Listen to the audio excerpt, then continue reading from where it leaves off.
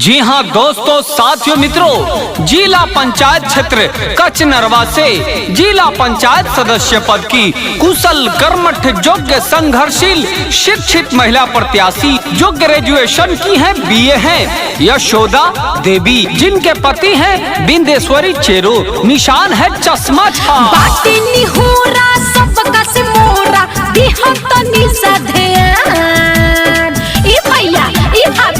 सुनी जी, बाटे नी हो रहा सबका से मोरा दिहतनी सा ध्यान कि मोहर लगई हो ये चाचा, कि मोहर लगई हो ये चाची, देखी के चश्मा छप निशान कि मोहर लगई हो ये दीदी, देखी के चश्मा छप निशान। दोस्तों, फौजी घराना समर्पित बिंदेश्वरी चेरो की पत्नी यशोदा देवी को जितावे, जिनका चुनाव चिन्ह है चश्मा छाप, चश्मा छाप, चश्मा छाप। अब इसी चश्मा से अपने क्षेत्र का चौमुखी विकास होगा, तो एक बार मोहर लगावे। बिंदेश्वरी चेरो के मिलल बा अपना इहे चुनाव निशान हो, मोहर लगई हो सुनो एकाकी, देखे तो निशान हो, याद रखे चश्मा छाप। यशोदा देवी के मिलल बा अपना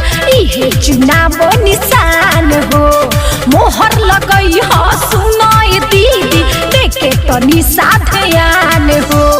इनका के जानत बाबी सोभी बउआ के लइका से आन, इनका के जानत बाबी सोभी बउआ के लइका से आन कि मोहर लगई हो दीदी, कि मोहर लगई हो भैया, देखी के चश्मा छप निशान कि मोहर लगई हो चाची, देखी के चश्मा छप निशान। चश्मा छाप, चश्मा छाप, चश्मा छाप, चश्मा छाप। पूरे क्षेत्र में एक ही चर्चा है चश्मा छाप। जीत रहा है इस बार चश्मा छाप। बिंदेश्वरी चेरो की पत्नी यशोदा देवी जीत रही हैं, चश्मा छाप जीत रहा है। सभी लोग इस बार मोहर लगा रहे हैं। बिंदेश्वरी चेरो जी मदद करेले हर गरीब मजदूर के, एक बार इनके मिलके जिताव होई विकास कच्छ नरवा